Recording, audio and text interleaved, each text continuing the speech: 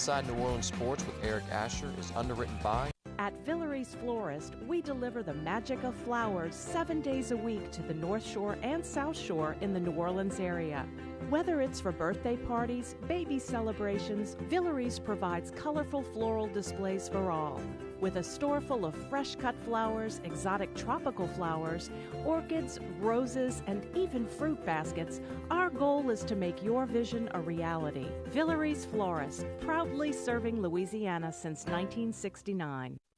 Mr. Ed's Oyster Bar and Fish House has been shucking here since 1979. Located at 3117 21st Street in Metairie, Mr. Ed's Oyster Bar and Fish House offers raw, fried, and grilled oysters, as well as a range of Cajun and Creole dishes. Enjoy a dozen with a smile.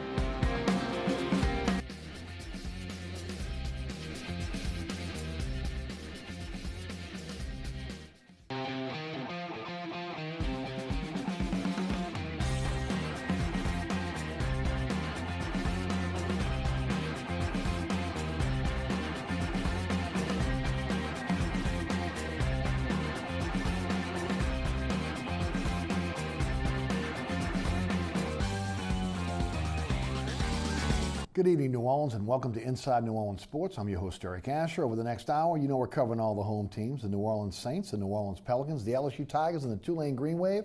And breaking it down tonight, a great group on the panel tonight. Chris Hagan of Fox 8 Sports, Andrew Doak of WLAE-TV Sports. Gentlemen, welcome. Thanks so much for coming down. First time you guys have ever been together on the program, Yeah, right? first combo. That's awesome. That is awesome. Guys always like to start off telling the folks a little bit about what you guys are involved in. Give us the rundown on Fox 8. Well, Fox 8 tonight, we've got a pretty good game, Carolina and Pittsburgh, and Thursday Night Football on Fox 8 Football Friday tomorrow night. The live tailgate ahead of the Bengals game on Sunday, the final play to wrap it up, then, the Black and Gold Review Show, and Fox 8 Overtime, and Saints Game Plan on Monday, Tuesday, and Wednesday. And, of course, you can find all the stuff we do on those shows on the Final Play app as well, so lots of good stuff. And, of course, fantasy football. That's right. Blog. The Extra Point blog is up and running. I use it. I hope it's brought you some success. Yes. All right. It is. Yeah. No doubt. And you get that on the app as well, right? That's right. Beautiful. Andrew, welcome back. Yeah, thanks for having me. Thanks. Tell everybody about Channel 4. Well, you can follow me at @AndrewDoak_WWL. Of course, we have our Sunday night football show, Fourth Down on 4. Not just football, it really encompasses all New Orleans sports, but really able to dig a little bit deeper into sports.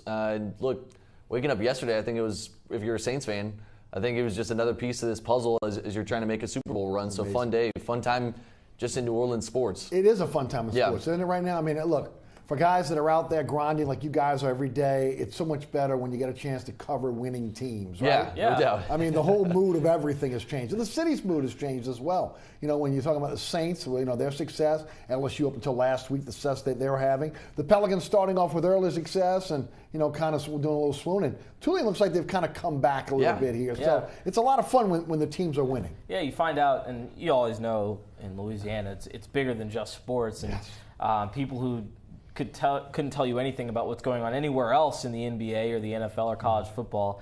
They always want to talk Saints no matter what. It's the first thing they bring up at the gym, the grocery store, everything. So when they're winning, it's less, what are we going to do, and more, everybody's looking forward to the game, and so it's a lot of fun. Saints 7-1, big win over the Los Angeles Rams 45-35 last week. We'll get to that in a moment. The big story this week is the signing of Des Bryant by the Saints. He signs a one-year deal worth $1.75 million prorated. He can earn $500,000 in catch incentives, and the deal's worth about $1 million with all the incentives over the last 8 games of the season. I'll start with you first, Chris. Your thoughts? I like it. I don't see it as being a huge gamble. I think I've heard from two different types of people, the people that think this is exciting and they're looking forward to seeing number 88 in black and gold, and then the other half are like, why would you do this? Why would you do this to the locker room? We talked about it a little bit before the show, the three of us. I think this locker room's together. I think there is a cohesive goal and a mission, and I think when Des Bryant did what he did and passed on the Browns and probably passed on a couple teams, he did it in mind of coming to a team like the Saints, coming to a team that has a chance to get a ring, and I think that can sober up anything. That is, if you come in and you handle your business, everybody comes out happier and richer and with a Super Bowl ring, and so that's what you have to hope. Mickey Loomis and Sean Payton were thinking bringing him in. And, I'm sure that they know the possibility of Dez being a distraction as well, but I don't think they would have done it if that were a real possibility. Yeah. I think it'll be fine. I do as well. I love it.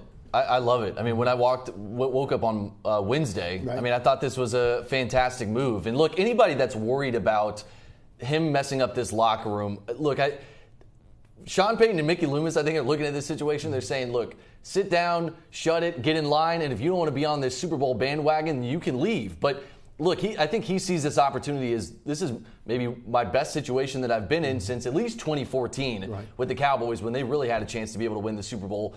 And he doesn't have to be the number one option. He's going to be the number two guy. Mm-hmm. Michael Thomas is the alpha on this team. But the problem was you only had one other guy that was an active receiver who had double-digit catches, which is Traquan Smith. Mm-hmm. I don't think he's physically there right now. He's still kind of learning the offense as well. And look, you saw today they put Cam Meredith on IR. That's that reading into it a little bit more now that we're getting more information. That's also a reason why they wanted to go after Dez Bryant. But from the standpoint of being able to have someone, whenever safeties start tilting towards someone like Michael Thomas, and once NFL teams actually start giving Thomas the credit he deserves as one of the best wide receivers in the NFL, and they start double covering him, you're going to need somewhere else to go. And Dez Bryant can be that guy. And he doesn't have to know the whole playbook.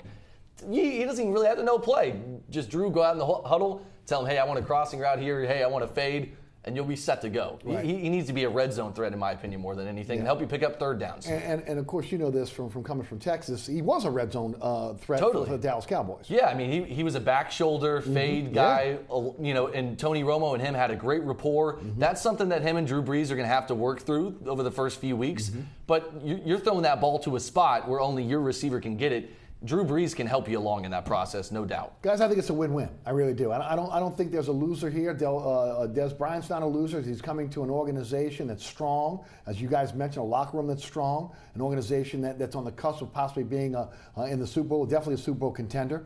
And when you look at everything that's going on with the Saints, as I mentioned to you guys before the show, it's much like Boogie Cousins signing with Golden State. Yeah. Boogie Cousins signs for $5 million. Steve Kerr kind of says, you know what, if it doesn't work out, if he's a problem in the locker room, we cut him. It's no big deal. Same thing here. He comes in, he's productive. He's he wants to be part of this organization and part of this locker room. We don't see the Dez drama on the sidelines. I need the ball, this kind of stuff. Well, you know what? He's going to make it here. He's going to be able to stay here and possibly win a ring and maybe again be here maybe a little bit longer than just this 1 year rental. So again, for me, I think it's a win-win. I did not feel that way though in the preseason, nor again around the draft when they had those rumors that he was coming to New Orleans, because at that point I don't know if we knew how strong this locker room was going to be. I think the locker room has proven that it can handle a Dez Bryant. And I think, again, like I mentioned, once you're halfway there, you're halfway through the season, and you see the potential that this team has, and Dez Bryant sees that as well.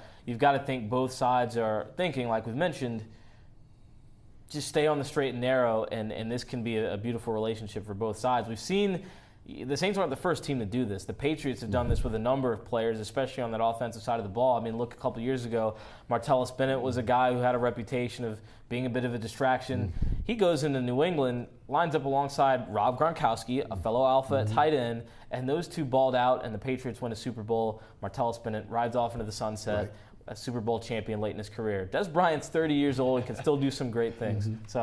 And the difference between the DeMarcus Cousins situation is that guy's coming off an Achilles tear. Right. This guy's just 5 pounds overweight. Right. I mean, that's literally the only problem for him. But, I mean, when you think about Michael Thomas, out of the active receivers making up 69% of the catches, or offensive production, that is, that's a lot of wear and tear when you talk about only 8 games into the season. You got 8 more to go. And I know Alvin Kamara is just as much of a receiver as he is a running back, but you just need to be able to spread it around a little bit more, and you need to be conscious of that wear and tear, and I think that's something Sean Payton and Mickey Loomis are. Andrew, you've kind of answered this question. I want to ask Chris, and I'd like to come back to you as well. Can he be ready for Sunday, realistically? He's in there, he's learning, It's a very complicated offense. Yeah. Terminology is different than what he got in Dallas. I mean, they'll be able to, kind of, again, show him the difference in the languages, et cetera. But this is a read and react offense for the receivers. They're doing certain routes based on how they're being played by a corner, by a safety. So, again, Breeze is expecting them to be in a certain place at a certain time, so there's timing there. That has to happen as well. How quickly can he acclimate himself? Can they give him a few plays this Sunday, maybe even a decoy if necessary to get him on the field? Your thoughts? I don't know if this Sunday is going to be the one. I think preparation for a road game is a little different, a little tougher, and I don't know that Dez would be ready on just a couple of days of practice.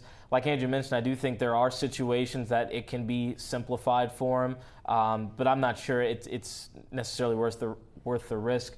The thing that you mentioned about this deal is that if it doesn't work out, you can let him go, and it's because the Saints have done fine without Cameron Meredith mostly and without Dez Bryant. So I think they are capable in this game. It's not like you were in desperate need of this wide receiver to plug with Michael Thomas, with Alvin Kamara, with Mark Ingram. There are plenty of playmakers. I mean, the way that the Saints used Alvin Kamara on Sunday against the Rams forced the Rams to throw more attention at him, which is what opened up that Michael Thomas touchdown at the end. And so, again, I think the Saints are schemed well enough and can play well enough. They don't necessarily have to rush Dez back out there if he doesn't have his football legs under him, if he doesn't have the playbook down or anything like that.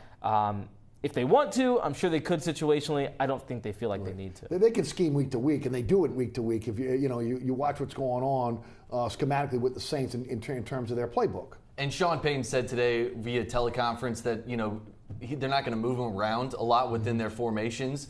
Look, if it's me and I'm the Saints, I'm taking them to Cincinnati this weekend. I'm suiting them up. I'm putting them in the game at least for 10 plays. Right. And I think you hit the nail on the head. Use him as a decoy, even if he's not getting the ball. But whatever they do decide to do with him from a route standpoint, I think it's going to be very simplistic, and it's going to be like, hey, let's learn like 3 or 4 plays going into this Sunday that are going to be tailor-made for you, that are either going to attract attention away from other guys and open other things up, or maybe we'll take a couple shots at you, and I think that's going to be a perfect situation for him. Andrew, where's his biggest impact? Is it in the red zone? Is it third down? Is it in the locker room with, again, these young receivers? That's an interesting point. Number 3, I mean, I think Michael Thomas said today that getting somebody like him is a blessing. And I think a lot of those guys, when you bring a big name in like that, you always wonder, are players going to, are they going to take offense to you bringing somebody in, or is somebody going to come in with too big of an ego? But I think the biggest impact that he's going to have is a red zone threat. I think he's going to take attention away from other people. Hopefully people,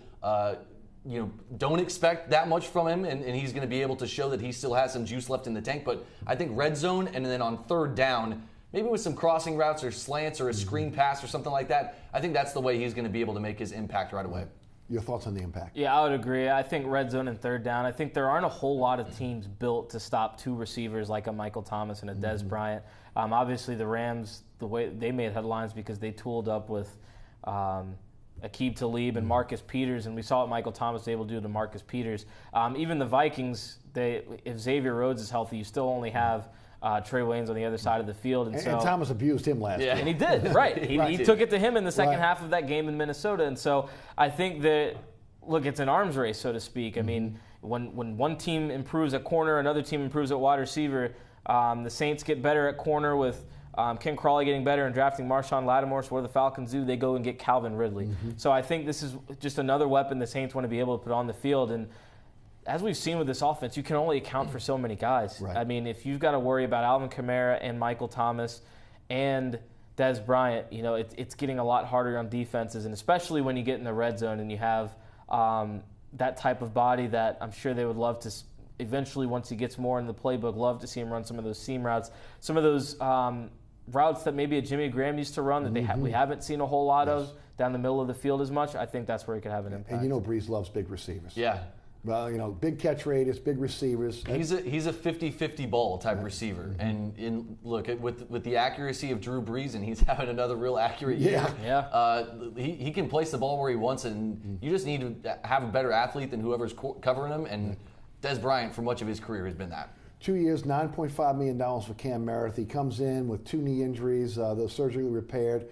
From what we understand now, he was having issues, obviously, with his knee swelling, which means probably he was getting it drained constantly. Yeah. He was not a factor at all this year. Chris, your thoughts? Well, is that a bust? Is it, you got to kind of maybe say, okay, that's a guy you put on the shelf for a year. Maybe next year he comes back and he gives you what you thought he was going to get. Look, Curtis Johnson coached this guy in Chicago. I'm sure he had a lot of input in again, what he could do in this Saints offense. Injuries have slowed him down. Yeah, I think obviously that was what they envisioned coming in, was just him being that guy opposite Michael Thomas, another threat, another big body, and obviously didn't work out that way. But I think you do have to look at it as, we'll see what we can get next year. You did sign him for 2 years, so you've got another year. You want to see him not only get back healthy, but come into training camp healthy. That was something that still took time to work his way back this year. So I wouldn't say it's a bust. I think as long as it's not a guy that you hung your hat on and we're going to heavily rely on as a receiver or any position, I'm not going to call it a bust. Like I said, the Saints have functioned without him. This is an offense that obviously needs Michael Thomas, but outside of that, I hate to say it, but they've just managed to get by their scheme so well, and Sean Payton does so much with so many different formations. They're able to mask any deficiencies, and whether or not you have that second top-level receiver, this offense is able to mask it and overcome it with what they're able to do with their running backs and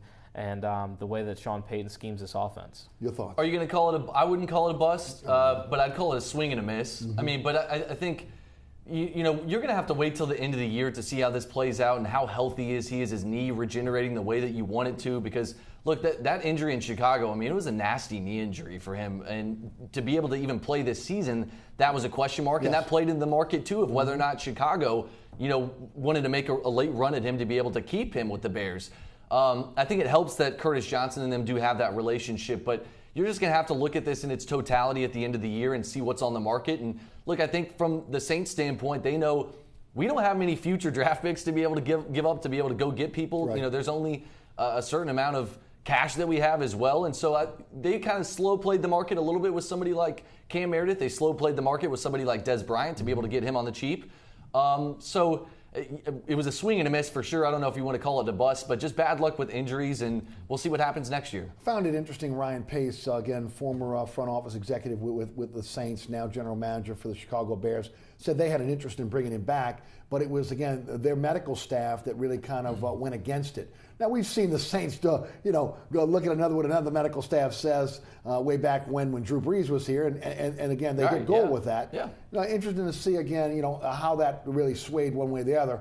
Obviously, the Saints felt like he was going to be able to come back, maybe just a little bit early, because, as you mentioned, Andrew, that's a tough injury to come back as quickly as he has. Come back early or not, I think what they saw it as a potential to be another boom. I mean, his numbers in Chicago are really solid with a less than average quarterback in Jay Cutler. And so I think they saw the potential to have a rock star there, and maybe they still do, but it's just not going to be this year. Yeah. Guys, let's talk one more time about a new addition here. Eli Apple comes in, and so far, I got to tell you right now, look, it's a little bit easier for a corner to go in some cases because you can take him man-to-man, say, that's your guy, and allow him to fit in very quickly. So far, so good, in my opinion. Your thoughts? Yeah, I mean, it's been about what you expect for a guy who's coming in. He wasn't exactly lighting the world on fire in New York, so I don't think he was expected to do that here either, but he's made plays at times. He certainly has the physical attributes.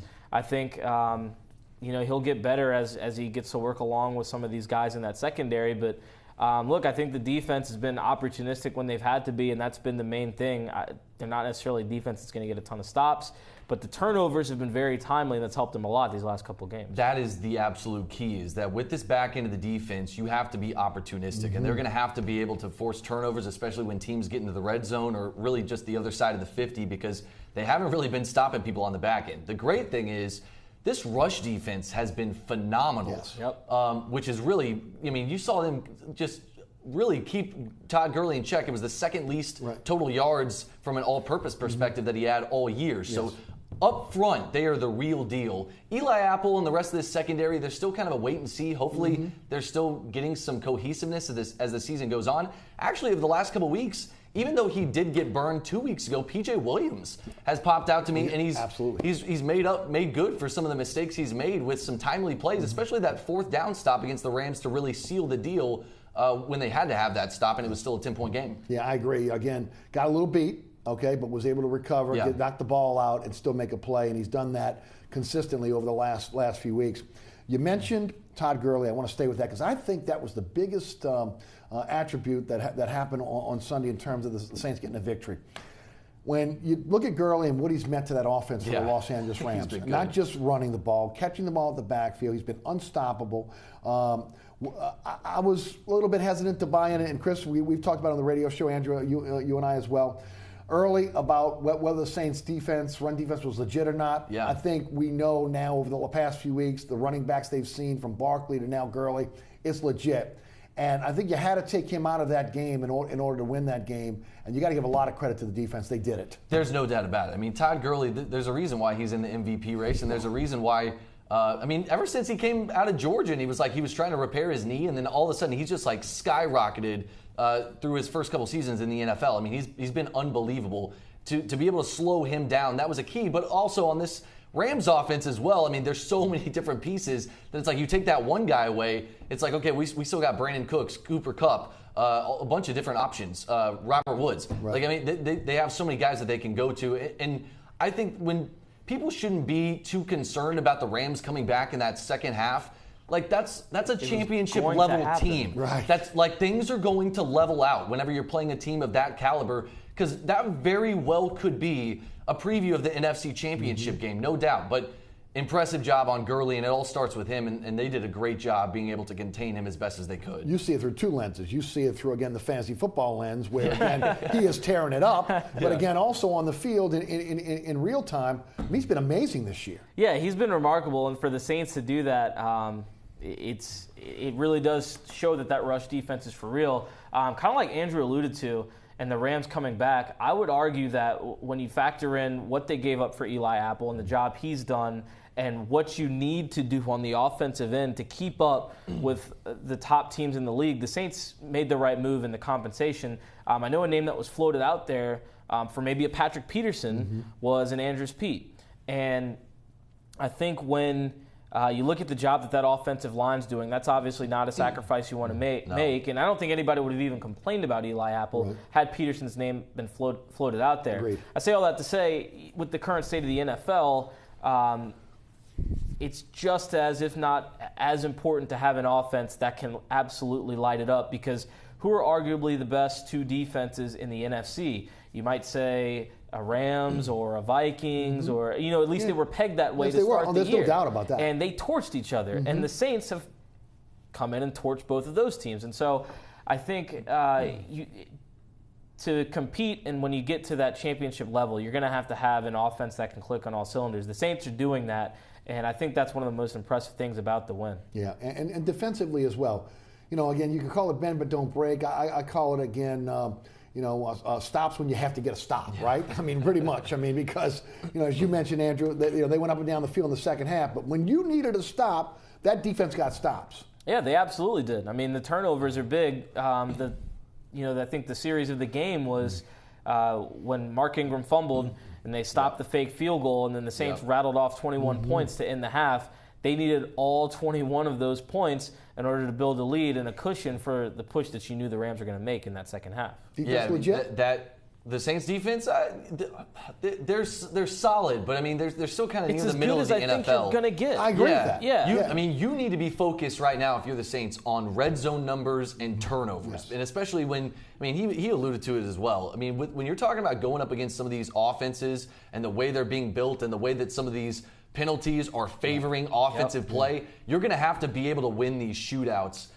And I think there's going to be more games when we get to the playoffs that are similar to what we saw with the Saints and Rams, where it's going to be a 45-35, 45-42. Like, if you're going to play in the Super Bowl against the Chiefs or the Patriots even, you're going to need to score some points. The best teams in the league are doing it. Sure. Rams-Vikings was a shootout. Saints-Rams was a shootout. Patriots-Chiefs was a shootout. Look, in the final 5 minutes of that Patriots-Chiefs game, it went from nothing, not nothing, but it went from really chill to touchdown. Right. Yeah, right. And that's what you're going to have to be able to do.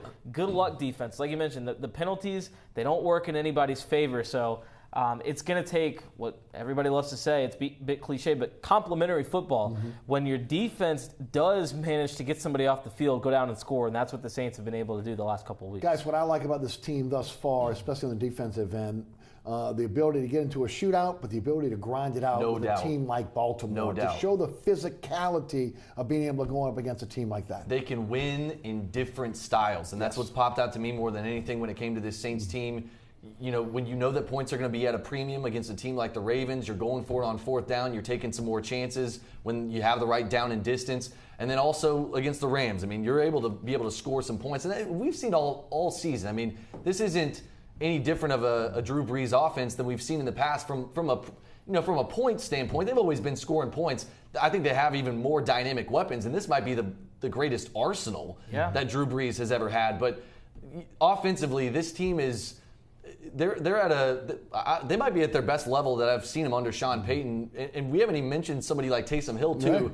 Right. I mean, you're just able to do so many different things, and being able to win in a different style is so important when it comes to, especially if you're outside of the dome come playoff time, and being able to grind it out. Yeah, I think what puts this offense on another level is there are certain ways that you can grade offenses. Some are a lot of big plays like the Chiefs. Some might have a big passing game or a run game. I think the Saints are not only very balanced, but to consistently run up against fourth and short situations and have converted with a Taysom Hill read option, a Mark Ingram run, a short pass to Kamara, hitting Michael Thomas. Like, there's so many different ways that they've been able to attack and drive down the field and keep drives alive. And situationally, it feels like they've handled every single thing well, whether it be a shootout, whether it be a grinded out game, whether it's knowing when to press the right buttons and rely on your defense, when it's time to be ultra aggressive like they were on that first drive in Baltimore.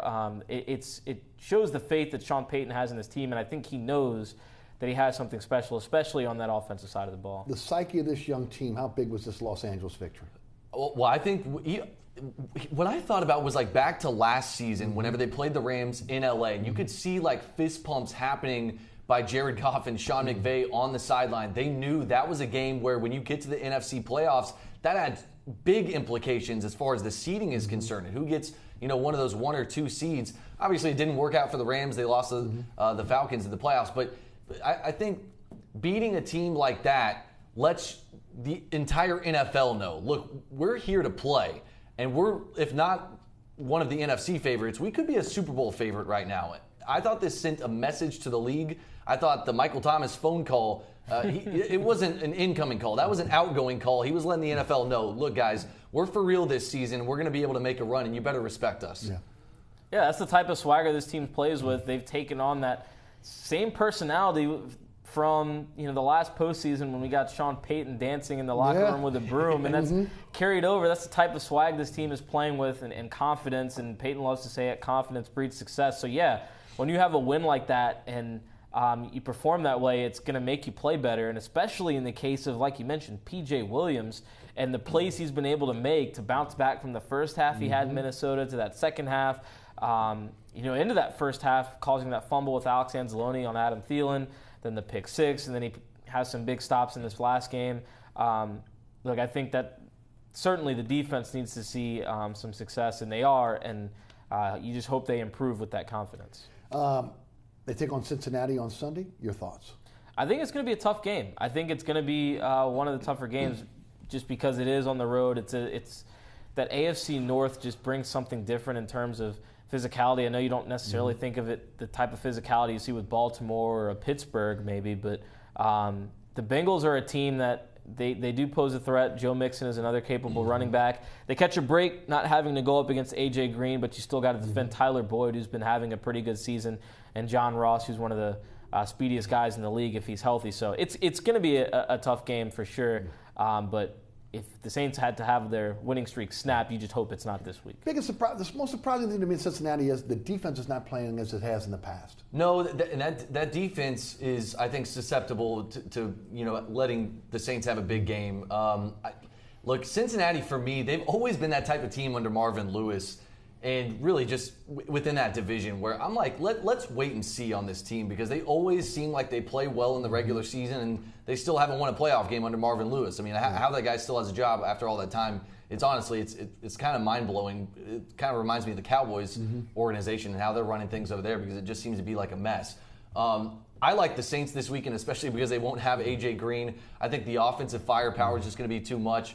And I just think Andy Dalton is a very mediocre quarterback in the NFL. I really do. And, you know, you get in a battle between him and Drew Brees. I'm picking Brees every time, no doubt. Guys, I can't end this segment without talking about the Michael Thomas cell phone call. First of all, back when Joe Horn did it, how old were you? You were Yeah, I was 14. Yeah, okay, so you remember it, right? Yeah, oh yeah. Do you remember it, Andrew? Was it 15 years ago? It was like 87, something like that, right? Something like that, was it? Well, it was what, 2003? It was a 3, okay. Yeah. Oh, yikes, I was 12. 12, okay. Guys, first thing you thought of when you saw it? I mean, I thought, that's going to draw a flag, but man, that's awesome. I mean, if it weren't in such a tight game, I probably wouldn't even have thought twice, but I mean, Michael Thomas is an entertainer. Man, like the shirts that guy wears in the locker room, like the Cash Money shirts, and then the ski mask against the Redskins, and then something like that. I mean, Michael Thomas is playing with so much swag, and when you have a 211-yard game instead of franchise record, you probably deserve to be able to pull out a phone call and draw a penalty and really put your foot on the throat of the Rams at that point. So I thought it was fun. Yeah. The first thing I thought whenever I saw Michael Thomas do it, and this is like bleeds into a couple of other Saints players, but there's a lot of people in that locker room who know the history and who came before them, and they pay homage to those guys in certain specific ways. And I think for the old guys who were part of some of those, you know, earlier Saints teams, I think they really enjoy that. And you heard Joe Horn. I mean, apparently he started breaking down. He was like working out in Tupelo and was like, you know, so excited that Michael Thomas would have thought of something like that. But I think it speaks to, and you heard Drew Brees after the game. He said, "I'm having so much fun playing football right now." It was like with almost like a boyish laugh. Like, this team's just having a lot of fun right now. And that's easy whenever you're, you know, winners of 7 straight games. And I think they're just having a really good time. Right. It was in 03. That was my second year on the air here in New Orleans. And I can remember when Joe Horn did it. I was kind of old school, and I was like, you know, Joe, why are you bringing attention to yourself? I had Joe on the radio show this week. Everybody else did, right? Everybody knew Joe. This time around, I really liked it. But it's a different era of the NFL now than what it was then. That's the kind of stuff you can do when you've won 7 straight games and you've got a 10-point lead and you're about to put the game away. And you're right. I mean, guys want to push, like Michael Thomas after the game. Guys want to push the envelope and have fun.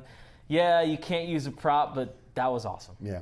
Guys, my colleague, actually Sean Vazan's dad, Mike, he's on with me. Mike Vazan is on with me every Friday for Vazan on Football Podcast. I'll throw that out there. He's tweeted out, and I agree with him. Is this maybe a little bit of Michael Thomas saying, hey, you guys have been ignoring me for a long time. I'm one of the best receivers in the NFL. How about looking down in New Orleans and giving me a little props? I think he certainly, you wouldn't be wrong to say that he wants his attention. And I mean, if you follow him on Instagram or Twitter, he's always putting that kind of stuff out there. He wants his respect. And, you know, as soon as I think Odell signed his contract in the offseason, Michael Thomas posted this stat that was the only 2 guys with like 100-plus receptions, whatever the stat is. They were the only 2 guys to do it. So I think he knows, like, the level he's at and what he wants to do. He's also pretty humble talking to the media. He's a guy who wants to play his role, and, you know, you're not going to ever hear him complain about the 4-catch, 40-yard games, but he is going to let you know that he had a 211-yard game, and I think he deserves that because of how hard he works. I mean, you see it in the offseason. The guy comes back jacked and stacking on his body and able to just build on his game. And I think one of the biggest things we've seen him do this year is just what he does after the catch. Early in the season, he had a couple fumbles because of it, but now, I mean, he's able to make some real moves after the catch, which, you know, following him from his rookie year to now, he's adding to his game every year. He deserves that respect, and you know he wants that money. Oh, he's going to get that money. He's going to get the money. Get that money. Andrew. The first thing I was kind of surprised about was that the referee tossed the flag before he even pulled the cell phone out. Right. So I don't know if maybe before the game he knew that he was going to have that cell phone. Yeah. I mean, I feel like you got to wait till the prop comes out to be able to flag him. But yeah, I think Michael Thomas probably feels similar to somebody like Drew Brees. His entire career playing somewhere like New Orleans, where you're in a smaller market, you just don't get your due. And there's no doubt about it. He's one of the best receivers in the NFL. And once he gets paid I would assume this offseason to a huge extension, the money's going to, bring him up in a lot of living rooms across the NFL. No doubt about it. Guys, I got to ask this question only because it was out there. I talked about it on my radio show today. Junior Gillette on Twitter last night. New Orleans, I'm sorry, baby, but I miss you. Grass is not greener on the other side. My life has been a downward spiral since you left. A couple emojis with some tears coming out of the eyes. Your thoughts? Junior Gillette is a troll, man, and I think he saw Des Bryant on his way and said, you know what, maybe they could use another pass rusher. It's not going to happen. No. And I don't think Junior Gillette ever thought it was going to happen, but he loves his attention on Twitter. Are we sure he didn't get hacked or something? Like I don't know. Like I haven't checked his Twitter like over the last. Chris couple is hours. Right though. He loves to go back and forth on Twitter. He feeds off of it, man. Yeah, I mean, I think. New Orleans walked away from that situation. I got a better shot at winning the Powerball than Gillette has to coming back to the way he left this city, the way he trashed that organization on the way out. That was a curveball. I don't know where that was coming from. That was out of left field. No, it was. And of course, also, again, I say it again, look, giving him multiple contracts, trying to keep him here in New Orleans. It was a bad move by Mickey Loomis. It really was the locker room became very cancerous. They had to purge that locker room. He was the kind of the beginning of all of that, and it led to 7 and 9 seasons. He was a team captain at one point. Yeah, it was amazing what happened there. Again, and he came in as a very humble guy, if you remember. Very humble guy, but it is what it is. Hey, you're 32. We're okay here. They're good. We're good. All right, we'll take a quick break. We come back. We'll talk LSU. Yeah, we got to do it. Losing to Alabama 29-0 on Saturday night. We'll touch on Pels. We'll touch on Tulane. We'll get your phone calls as well. You're watching Inside New Orleans Sports. Great panel tonight. Andrew Doak of Channel 4 Sports and Chris Hagan of Fox 8 Sports. Don't go anywhere. Oh, very good. Burkhart's Air Conditioning, Heating, and Refrigeration has been family-owned and operated since 1989. Burkhart has energy-efficient solutions and offers brands such as Mitsubishi ductless AC units and Amana, the only manufacturer with a lifetime unit replacement warranty. Burkhart's offers maintenance bundle packages that include servicing your AC, generator, and tankless water heater. For more information on the services Burkhart's provides, visit acpromise.com. Burkhart's Air Conditioning, Heating, and Refrigeration, providing comfort for life. Located at 3701 Iberville Street in Mid-City is Katie's Restaurant and Bar. Open 7 days a week, Katie's offers daily specials for lunch, dinner, and Sunday brunch. Serving New Orleans cuisine such as fried shrimp platters, grilled redfish, and a fully stocked bar. And don't forget about our expanded event seating and local entertainment. Featured on the Best of Food Network's diners, drive-ins, and dives, Katie's Restaurant and Bar. Welcome back to Inside New Orleans Sports. I'm your host, Eric Asher. Tonight, Chris Hagan of Fox 8 Sports, Andrew Doak of Channel 4 Sports. They join us on our panel tonight. Guys, who would have let down? LSU now 7-2, 29-0 thrashing by Alabama. They're 7th ranked in the playoff poll, which again shows them some real respect based on their schedule. 9th in AP, 10th in coaches poll. We were on the radio last week together. I was all in on LSU. Everybody knows I was. I looked at that schedule. I looked how they handled those SEC teams at Miami, that front. And I thought this offensive line, even though it was kind of a mumbo-jumbo, that it had kind of come together. And I thought the defensive line would be able to hold their own. I did not see this domination of Alabama's front against LSU's fronts. On both sides of the ball, man. They lost it in the trenches. I mean, it wasn't just Tua and hitting some big plays. It was the way that Najee Harris and Alabama's running game ran all over LSU. And that's something that I don't think anybody saw coming because of how LSU had performed against the run minus the option that Florida ran. And so it's a disappointing loss for sure. But in the grand scheme of things, I think the disappointment comes as a result of the success Orgeron had, because had Orgeron lost games before that, nobody would have been hyped for Bama, nobody would have had their expectations up, and everybody would have been griping about the job Coach O did. But because he came in as a one loss and very easily could have been undefeated had a couple more things gone their way in Florida, all of a sudden you're expected to beat Alabama when LSU's offense was clearly never on that level. They were never set to keep pace, and once that lead got to double digits, it was like, man, how is LSU going to mount a drive long enough? I mean, they weren't going 3 and out, but I don't think they stayed on the field for more than 7 or 8 plays at any time. And so it was. Especially if Williams was in the backfield, the snap, right? Yeah. I mean, the right side of that line got dominated. LSU was out of that one very quickly. Yeah.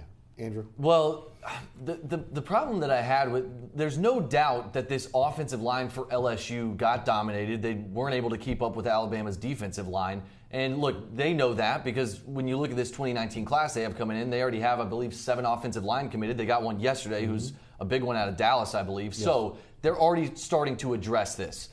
But I thought that almost psychologically, like this LSU team, it's like they have a mental hurdle like against Alabama. They were hyped before the game, and it looked like a different team that was timid, like when they were on the field. And I thought that went from both the players to the coaching staff. I thought Steve Ensminger was very conservative, and I just felt like you go into that game and you don't play it at all like you played the Georgia game. You took risks. You took shots downfield. You were ingenuitive and creative offensively. Alabama was more creative than you offensively going into that game. The first thing that I noticed on that first series by Alabama, what did you see? They went fly sweeps. They did misdirection, and then they had play action off of that. They had 3 different wrinkles. Now, the fly sweeps, which I thought was very interesting, they thought that Devin White sideline to sideline was what LSU was going to miss most, which they were right, no doubt about it. They felt Jacob Phillips and Patrick Queen and those guys that they filling in the middle. We're not going to run it up the gut at these guys to start out. We're going to beat them that 50-plus sideline to sideline and test these guys on the outside. And I just felt like from top to bottom, this Alabama team just pushes the limit, and LSU's offense is just in the Stone Ages. I mean, I know they're trying different things, and I give Steve Ensminger his due. I don't mean to bash him too much because I think that he's out-schemed teams so far this season with not the best units in the SEC. I mean, I think many people would argue their receivers are still growing and aren't the best. Right. You know, their running backs are pretty average, and I think he's schemed around that. Their quarterback has been pretty decent so far this year, maybe a little bit better than Danny Etling. So he's done a lot with a little. But I think that you don't have anything to lose in that game. And to be punting on plus territory on 4th and 8 at the Alabama 38, and then to be kicking a field goal just so that you don't lay a donut or lay an egg. Still laid a donut. Like, get out of here. I don't want to see that. Any LSU fan's not going to go home feeling any better about that because you weren't held scoreless. That was what made me most upset after that game. Right. What really surprised me, guys, and everybody wants to talk about Nick Saban with 2 weeks to prepare, and he used every day of it, right? I expected more out of Ensminger and Aranda. I really did. I expected more out of Ensminger and Aranda. I thought they'd be much more creative.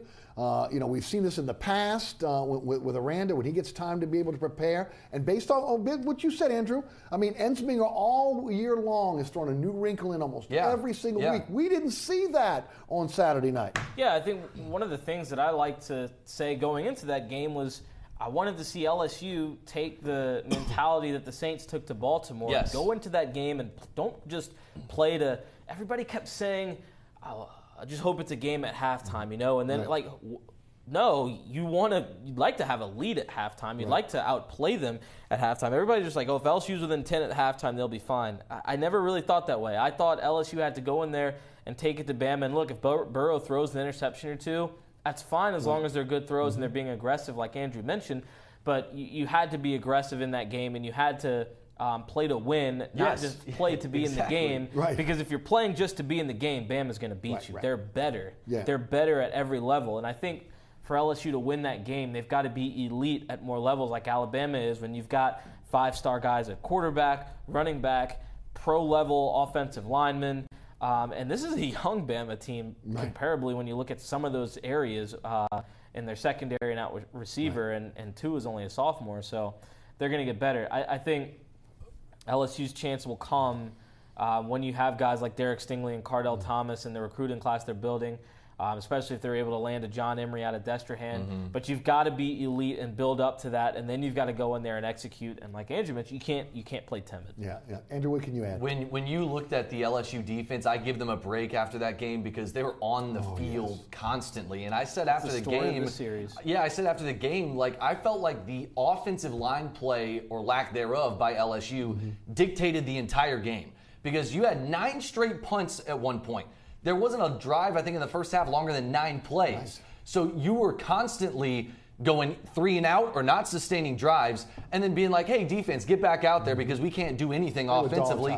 And when you're gassed like that and when you're just having to constantly 60 seconds later go back on the field, how are you going to expect the defense to be able to keep up with a wide receiver core, by the way, for Alabama that I think is one of the most underrated in the country? Those guys were unbelievable, not to mention when you throw in a quarterback that's somebody like a Deshaun Watson level type guy. I mean, picking from these Alabama teams over the years, it's like, I mean, you can pick one out of a hat and they're all the same. But when you add a quarterback like that to the mix, this takes them to maybe being, we'll see how the rest of the season plays out.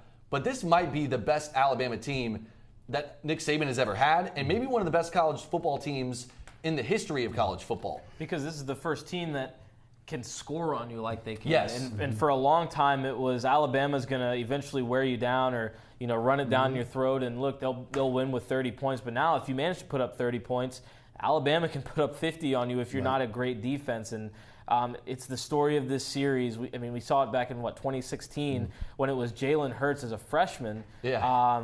LSU's defense wore down because the offense couldn't stay on the field, and a broken play in the fourth quarter allowed Alabama to win that game. Well, it's going to happen a lot sooner now when you have Tua. Yeah, guys, I talked about it on Monday. They lost this game on signing day. And the only way LSU is going to be able to match Alabama from now on going forward with Nick Saban there is they've got to win on signing day. And that means, again, you got to put the fence around Louisiana. You can't let him come in and pick what he wants and leave what he considers the scraps to LSU and other teams. You got to be able to go out, get big linemen. We don't grow them here. You got to go out of state. You got to go up north. You got to go to Texas. You got to go wherever you got to go to get big linemen. You got to match him with the 5 stars. Orgeron said it last year. He basically said it this year, and of course his comments, maybe ruffle a little feathers within that locker room. We'll see how that goes, but you got to win on signing day. Yeah, the skill position players you can find they're here in Louisiana. I mean, they're everywhere. You go to any school on a Friday night and go into the Friday Night Lights, you got probably 2 skill position players on one team. You got to win these recruiting battles. And I was out in A-Meet the other day. Ishmael Sopsher is the #1 defensive tackle in the country. They also have this kid, Devontae Lee, who Rivals has as the #7 athlete. These dudes are studs. You have to win that battle. Like, Orgeron and Saban are flying helicopters out constantly to see these guys. You've got to win those types of battles because when you've looked over the years, losing somebody like Devontae Smith out of A-Meet, he caught the national championship winning pass against Georgia. Dylan Moses, Shaheem Carter from Kentwood, Bugs out of Ruston, and then even Patrick Surtain last year. I know he was in Florida, but he grew up in New Orleans. LSU to the last second. Those are guys that you have to be able to land and put a fence around Louisiana and keep these guys going to LSU if you're going to win this game down the road. Yeah, I agree. I know it does ruffle feathers. I think Rashard Lawrence tweeted some of those quotes or retweeted, some of the things that Orgeron was saying, and then followed that with LOL. So I don't know how well that went, but you've got to be able to match talent with him. And look, Ed Orgeron's been the recruiting coordinator at LSU starting back in 2015, and obviously has handed that title on since becoming head coach. But he knows what he has to do out there, and like you mentioned, he's got to be able to go out of state and do it at times. You can't have your recruiting class dictated on how good the talent is in Louisiana. Right. Because typically, Louisiana, when they do have that top 10 talent, if you can get 8 or 9 of the top 10 guys in the state and they happen to be in the top 30 in their position in the country, okay, you have a good recruiting class. But there are years, I think it was maybe last year, the year before, where Louisiana was down a little bit and there weren't the running backs and guys to go in and grab this year. You have to be able to go out of state and still have a top 3 class, and you can't miss that if you want to compete with Alabama just once, but especially on a year in and year out basis. One quick note, you go to Alabama's roster, the one thing that I found interesting, you look at their offensive linemen, a lot of them are from the West Coast. They're going out to the West Coast to get a lot of these guys. So you've got to go outside of Louisiana and be able to pinpoint guys, we need him. We see him making a difference next year, whether it's at the JUCO level or at the grassroots level in high school. Couldn't agree more. Andrea, you get the final say on this. Hangover against Arkansas? Hangover against Rice and A&M? Can you put this behind them? That's the biggest hurdle that you got to get past if you're LSU. I mean, this Arkansas football team, they're just not really a good football team this year. They're 2-7 right now. I mean, the one thing that you have to focus on most if you're LSU is internal this week. We've got to get past Alabama. We still have a chance at a really good season. And look, I'm the idiot who was sitting up here before the season started saying, I don't know, 6, 7, maybe 8 wins for LSU. Alone. No, and I wasn't alone, but still, the chance that this team has to have a solid season this year is still within reach. And we're talking about the potential to win 10 games this year and to finish it out in a Sugar Bowl or a Rose Bowl or a Peach Bowl. Like, you could have a really good season and be in one of those New Year's 6 bowls, and that would be totally out-kicking the coverage if you were to ask us before the season for LSU. Absolutely. Your thoughts? The hangover? No, I don't see the hangover coming, mainly because this Arkansas team is not one that I think can really compete with LSU. This is their biggest game of the year every year. It's their biggest game of the year, and they're going to get up for it. I'm sure they're thinking they smell blood in the water, but I'll give Ed Ogeron credit. This is one thing he's done differently from Les Miles. Les Miles used to consistently take this team up to Arkansas. And granted, sometimes it was under different circumstances. He played them in the last week of the season before A&M came in the conference. But still, at times, I think 2015, after that Bama loss, he went up here. I think Arkansas came to LSU. No, I think it was at Arkansas. Ogeron's never lost back-to-back games here at LSU, which is superb. I don't think this is a hangover. We know the phone lines. We'll try to get to Tulane and also the Pelicans for the end of the program. To Homa and Michael. Michael, welcome to Inside New Orleans Sports. Hey, Michael. Okay. Michael, you're on the air. All right, let's put him on hold. Let's go to Greg and Homa. Greg, welcome. Hey, Greg. Hey, guys. Got a question about the trade deadline. Was there anybody on the trading block for the Saints that you guys may have heard of? Like maybe could we have traded something for Apple instead of, giving up draft picks? And I'll hang up and listen to your opinion. Well, my first thought is that there wasn't any bodies that were in the building that I wanted to give up if I were the Saints. I mean, don't break up that offensive line. I mean, Andres Pete is still on the mend, but he's getting better, and he's getting back into the mix. Defensively, there wasn't really any trading pieces that you had, and offensively, you didn't want to give anything up either. So really, future draft picks was the only option that I think was the most sensible at the time. You weren't going to trade a body for a body. It was, hey, we're going to give you a future, and we're going to take this guy on for the remainder of his contract while you guys in New York are obviously in a rebuild mode. Right. Yeah, I think this goes along with what we saw from the Saints going back as far as the draft. It's win-now situation. Get the bodies you want in the building. We'll deal with the draft picks later. Yeah. That's why they gave it up to get Marcus Davenport. That's why they gave up a third to bring in Teddy Bridgewater as insurance. They are worried about right now, so I think they have the roster that they want. They don't want to break that up to bring in an Eli Apple. If you've got the fourth-round pick, as Sean Payton said, you can get those back pretty easily. They're movable pieces. If they really wanted to get some picks back, maybe you could have moved Bridgewater at some point, but I don't see that happening. Let's give Michael another try. Michael and Homa. Michael, you with us? All right, let's move on to Wallace then. Obviously, Michael's watching the television. Wallace, how you doing? How y'all doing today, my man? I just want to know, do they got any cornerback or safety out there the Saints can get? And I'm going to hang up and listen. No, I mean, not at this late. Trade deadline is passed, and I don't think there are any free agents out there. I know Rashad Breeland was a guy that a lot of teams were looking for when their secondaries needed help, but he's landed in Green Bay. So I think the Saints have what they have, and they've just got to continue to be opportunistic. Unless Ed Reed wants to come out of retirement or something like that. And I mean, I saw him the other week in Destrehan. So other than that, no. Back-to-back wins for Tulane. 4-5 now, 3-2 in the conference. They beat a one-loss team last week in South Florida, 41-15. McMillan has taken over as quarterback. Your thoughts?